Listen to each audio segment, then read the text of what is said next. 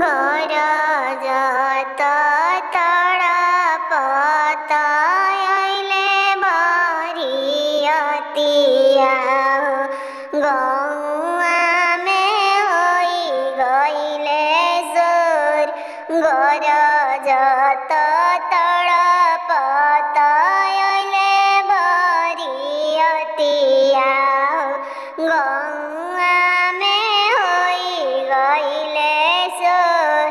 बेटी जे पूछेली पापा के आगावा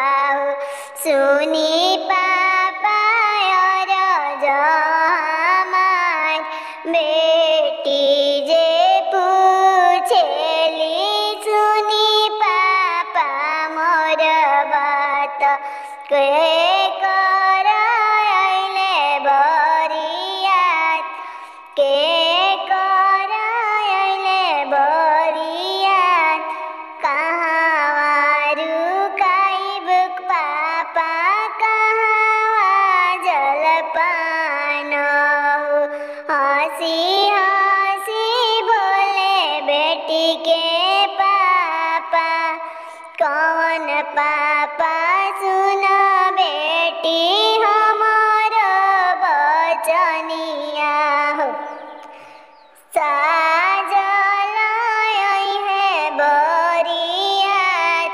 दुआरा रुकइब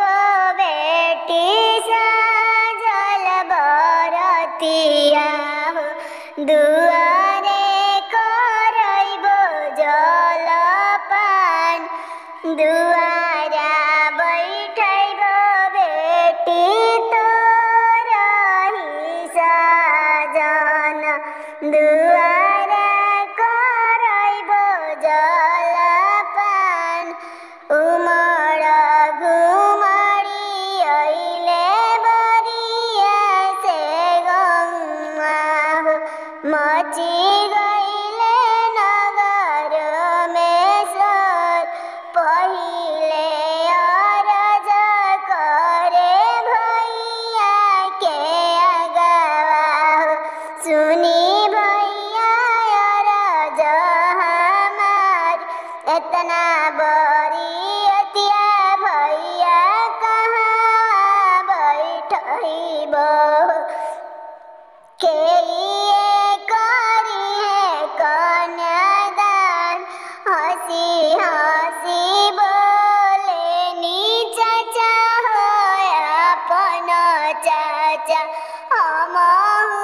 करब कन्यादान हमहु करब कन्या